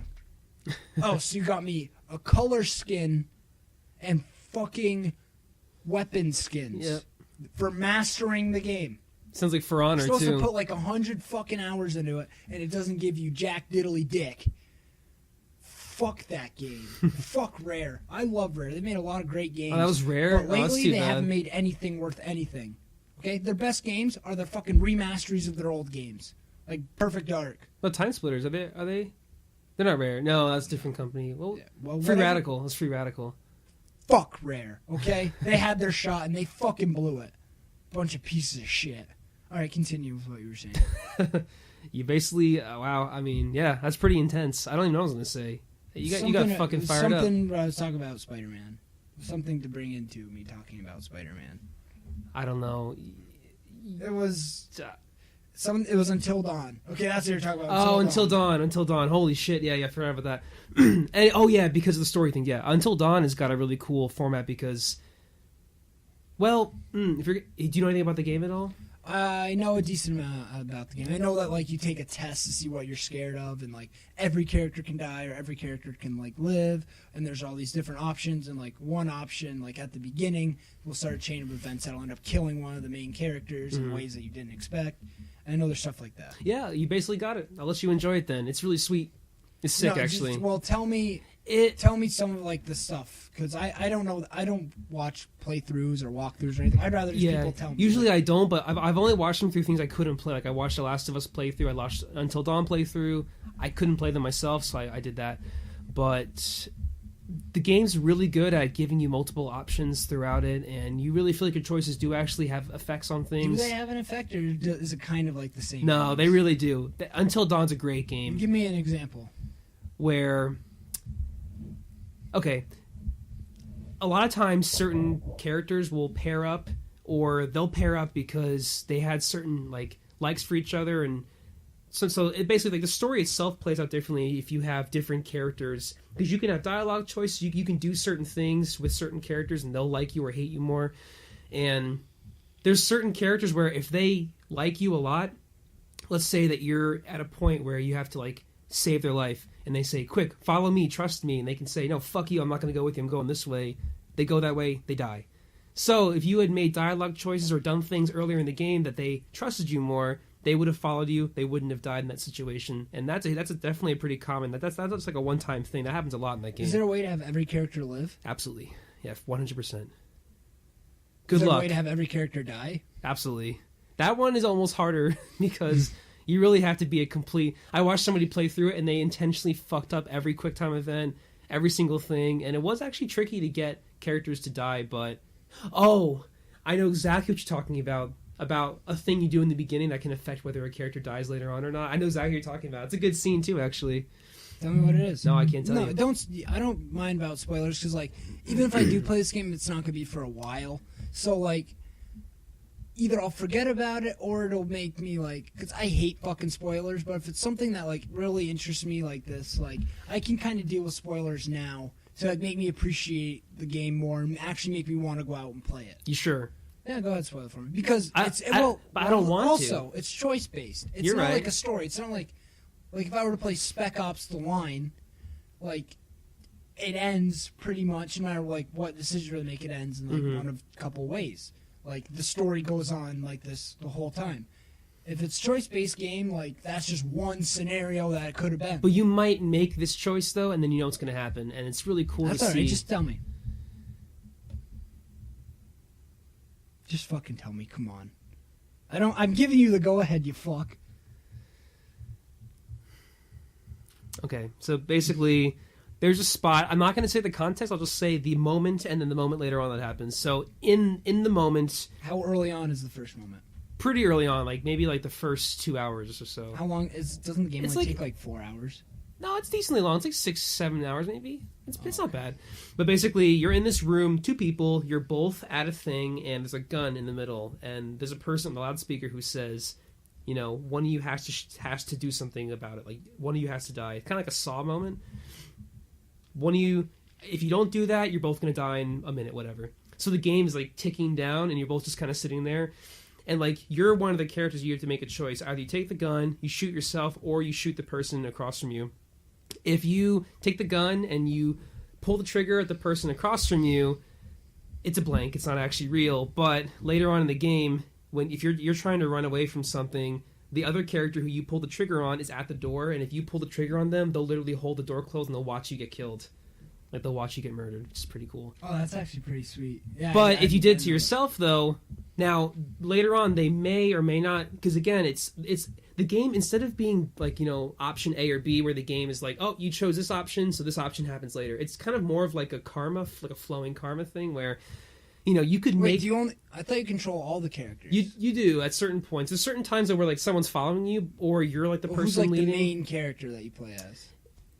Arguably, it's I don't know the character's name, but it's right? the blonde one, Hayden Panettiere's character. She's probably the main character, but there's a couple of other ones who you play as. So I think the game is more based on this kind of like flowing chart of like, good decision, then bad, good. So eventually you maybe will get the same consequence if you had done the trigger pull thing. But chances are that's going to immediately set you back pretty far, because characters have different affinities for each other, and it's all like singled out based on it's really pretty cool system. I wish that other games did that, but it worked out really well for this game because of how it was so based on these characters that there's a lot going on around them, but for the most part it's a very like character driven game. It's really cool. I mean, and that's just one possible scenario, but there's lots of things that can play out, lots of decisions you can make that can affect things. And sometimes things happen and they're out of your control, and like you didn't want this character to do this, but you have no choice because they're like, that's just how the cards played out. It's cool because it doesn't directly tell you when choices you've made have an effect. It just kind of makes a little bit of a sound, and something kind of a little thing will happen, but it's not always very obvious, so you might not realize the things you're doing have impacts. Because some games make it super obvious, like Walking Dead. Just Walking Dead. Clementine will remember this. Yeah. This game, though... It's like I told her, it's like I didn't do anything. I just said, you're a good girl, Clem. She'll remember this. You're like... She will remember this. Or you fucking shoot duck. It's like, Kenny will remember this. Dude. It's like, well, I fucking hope so. I just shot his son in the head. Later on, doesn't that influence him to like jump into the pit or something? Is like that one like... No, open... It just depends, like... It all affects on like however much like he likes you by the end, and however much he likes you affects like in the second season how much like he likes Clem. Oh wow, really? Yeah. Fuck. Because I never thought he was a bad character. He was always kind Kenny, of like... I loved Kenny. Kenny was he was kind of like a bit of a dick to you early on, but that scene where fucking you have to shoot duck, and then like Kenny and his cat Katja or whatever. Doesn't his wife like hang herself? She shoots herself when you're supposed to shoot duck, dude. Oh my god, that fucked me up. Yeah, that fucked me up bad. I like the sequence too where you're in like the one like police station area, and like the horde's coming close to you, and you have to like quickly gather everything together so you can like get the train going again, I think, or I forget what you have to do, but you're in that place, and like the screen is just kind of slowly getting more red and red because you know like that they're getting closer. Oh, do you mean the motel where the bandits come and you have the sniper and you have to shoot a bunch of them? Oh no, this is later on. This is when you're like right before you get to the final city. It's like you rode that train in, and I think the train got stopped or something, and then there was this horde coming. So I think you were making like a pipe bomb or something. You had to make like a Molotov. No, you're thinking of when you go to the supermarket and you have to try to collect as much stuff as you can before they come like get you. That's in like the second episode. Okay. That's good. That part's cool though. Oh yeah, I'm talking about now. Yeah, no, it's just really cool stuff. Like they definitely, the zombie component was really fun without having to make it too obvious. They didn't have to like have them knocking at the doors like Left 4 Dead style, just like. Left 4 Dead's a great. It is a good game, but they still made the zombie threat important even without having the zombies literally always just be there. It's cool when you're in the sewer though, and you're escaping that one compound, and like they're all in the sewer, and you have to kind of sneak around them. And you have to do certain things to like divert them away so you can sneak around. It's pretty cool too. I thought we just talked about The Walking Dead for a while. This is literally making me so nostalgic. It's ridiculous. I'm probably going to buy season 2 and play through it now. It's great. It's really good. Unfortunately, when they have those kind of things though, like can't you do quick things to like make decisions for the game before you start the second one? Because I mean, I don't have my saves from the first one now. Yes. Well, there's like a yeah. You can do a thing like that, where you can just like make quick choices. Yeah. Okay, because that's how Mass Effect 2 is like that. No, Mm-hmm. they gave me an option, but I fucking skipped it. I didn't realize I accidentally skipped it, and it didn't give me the choice to make those choices anymore. It said, "Do you want to do something?" And I said, "I don't know what that means," and I hit no. But then that was literally my only chance on my save file. What was it? It was like to do that exact thing where you can like make quick character choices. It just gives you like big points. Oh, so you just played the default story? Yeah, which kind of blows. I know you're just gonna tell me to play the first one again. Mm-hmm. I know. Play the first one. That's all I have to say about that. Is play the goddamn first game. All right. All right. I had a question I was going to ask you. Sure. Who are your favorite musicians? Guitarist, vocalist, and drummers? Bassist. Who are your favorite in each category? Who's your favorite singer of all time? Or who do you think is the best singer? Freddie Mercury for me. Yeah, I mean that's definitely like the easy option. It's probably the right option too, but a lot of those guys had some pretty good vocals. I would say that I don't know his first name actually or his last name, but lead singer of Journey's pretty good. I like him. He's got a good voice, good vocal I think range. Don't Stop Believing is the most overrated song of all time. Oh, next yeah. to No. Next to Sweet Child of Mine is the worst song ever made. I think that for that kind of like pop, like glam rock vocals of that time, he's pretty good. I think that Eric Clapton's a good singer too. Eric Clapton's got a great blues voice. Clapton's really good, yeah. So you know what? All right, I'd probably pick Eric Clapton just because I'm in for that. All right, think it's great. who's your favorite guitarist? You can give like two options here because I'm in that.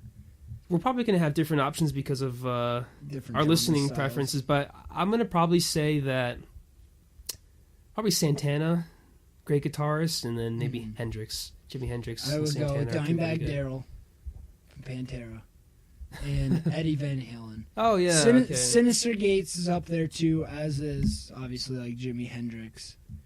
But those are my two favorite, I would say. I was listening to a Hendrix, like a solo album. Well, it wasn't solo, but it was just mostly him playing. Like there wasn't a lot of vocals at all, and it's just really cool because he wasn't just going crazy doing riffs and stuff. It was more like melodic, like more like just like guitar stuff like that, and it was just really cool to hear that he was really good at doing those crazy solos and riffs at the same time. But he also had a really good mind too for just really cool chord progressions and melodies like that. It was interesting. Okay, drummer. Now, I'm not really as well known about the drummers. Well, I know who you're going to pick. I know it right now. Neil Peart. Is that who you're going to pick? Either Neil Peart or only because I'm really impressed when I did see him play, but Travis Barker from Blink-182. Travis Barker's a fucking He was really beast. good. He was really, really good. He was my favorite part of that whole performance was him. Oh, wait, you saw Blink-182 live? Yeah. Where did you see him? At Darien Lake near Buffalo. When did you see him? Last year? No. Year and a half ago, I guess now. How were they? Oh, you saw him without I Tom didn't DeLonge, because right? Matt's the lead singer now, I think. Yeah, because Tom DeLonge left. Again. I did not really like it. I was not very impressed. I'm just some fucking schmuck saying that, but honestly, Travis Barker, he had like a whole 10-minute drum solo. Fantastic. That was the highlight of the night. I thought that the vocals were weak, unfortunately. Did you see him when every time Travis Barker would hit the drums, flames would go up? During that solo, he had some shit going on. Yeah, there was lights and yeah. His thing was pretty sweet. I've seen Neil Peart live, and he put on a fucking hell of a show. Yeah, and he's great. He's up there. But my favorite's Danny Carey, and I like the Rev, and I like Joey Jordison from Slipknot. You ever seen Joey Jordison play?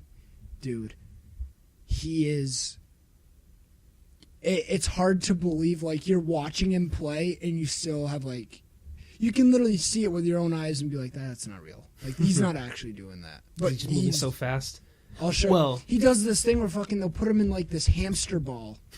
And he'll be playing the drums, and the ball will be spinning, so he'll be, like, upside down. No, and you he'll be shitting right me? side up, and he'll be on the side and everything. What the Dude, fuck? it's fucking ridiculous. This Tommy Lee from Motley Crue used to play on a fucking zip line. And you'd literally be zip-lining around the arena while playing the drums. Dude, musicians are crazy. They are. They're out of their fucking fucking awesome. minds. That's actually really cool. Because they play the same songs over and over and over again. They have to find something interesting to do. Zip lining around. That's It's like impressive. when they just smash their guitar. They're not smashing it for the show. They're fucking pissed off they have to play the same riff every night for 10 years. Yeah, but So they're they just also break the shit fucking out. millionaires, and people actually lose their minds watching them. Yeah, sure. Okay. Well, one more drummer that was really good is for like more of a jazz drummer, like a not funk, but like jazz and bebop drummer. Buddy Rich. Buddy Rich is really good too. Never listened to I have to show you some of him playing too. He's really You can phenomenal. show me him. Okay. All right, bassist. I only have like 2 bassists. I've only got really. All right, now my 2 are okay. No, I've got 2. I got 2. This might be 2 different ones than you're gonna say. Number 1, as far as like jazz, kind of like funk playing, is probably Jaco Pastorius. Super good bass player. Number 2, Victor Wooten, who played with Bella Fleck and the Flecktones, but also does his own solo stuff too. He's like, as far as bass playing goes, he's got a really, really like interesting melodic style to it, where it's not just sick, crazy, fast riffs and stuff. He plays a lot of really high bass notes that are all like super, like really cool, like bass chords and stuff. So he's got a really cool like mind for that kind of stuff. But you probably have people in mind who are just like shred on the bass. Not really. You gonna mention Primus? Les Claypool's Claypool? the greatest bassist of all time, but I don't really listen to him that much, so I'm not going to put him as my favorite, but he is the best. There's no fucking doubt about that. Les Claypool's God. But I would say Rhino, or from Mudvayne, is a fucking beast. He carried that whole LD50 record, which is an amazing album, and he was the fucking highlight of it, pretty much. And Justin Chancellor from Tool. I know you haven't listened to a lot of Tool, but like when we watched that video on Schism, like that whole bass line. No, I was really impressed with that, especially because they're doing like mixed meter shit and they're doing all kinds of cool stuff like that. Look, anybody who does more on the bass and just go bum bum bum bum, I'm impressed. Like anything more you can do, even add a little bit of like a bum bum bum bum bum. I mean, anything you want to add in there, just do something fucking different. Don't just play 1 quarter note per beat per measure. You fucks. Very passionate about shitty bass players. So, what's your song for tonight then? My song for tonight, it's gonna be kind of like an obscure one because it's from the Life is Strange fucking soundtrack. But if you want to chill out on something kind of quirky and weird, listen to this song called "To All of You" by Sid Matters. It's like indie shit. It's like indie hipster acoustic stuff, but if you just want to relax a little bit, it's nice. It's a good song. All right, so my song is going to be... Fuck. I always know what song I'm going to pick, and then I get confused. Okay, Paradise by the Dashboard Light by Meatloaf. It's fucking amazing. It's the best driving song ever. That Radar Love, Paradise by the Dashboard Light, and Bad Out of Hell are the 3 best driving songs of all time. And this song, literally, like, I've never once been in a bad mood listening to it. It just makes me so fucking hepped up and excited. It's fucking awesome. Fair enough. All right. Wonderful podcasting with you again, Wonderful my podcasting. friend. Went by fast.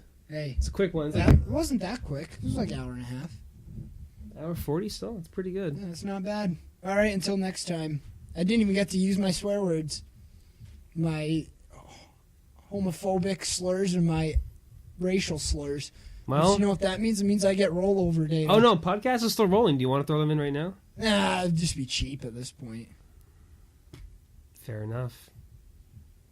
I was thinking about a way I could say cheap and then run one of them in, but that would have been cheap. No, that would have been fine.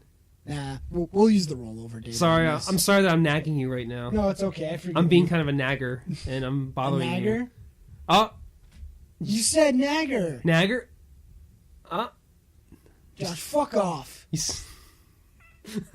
Trying to bait you into saying it. Yeah, well, you're not going to bait shit, faggot. Oh, fuck. Damn it. You said it. Hold on. I have the soundboard for this. You said it. You said it, motherfucker. You said it. You said it. You said it, bitch. There you go. All right. Until next time, sir. Until next time. Peace out.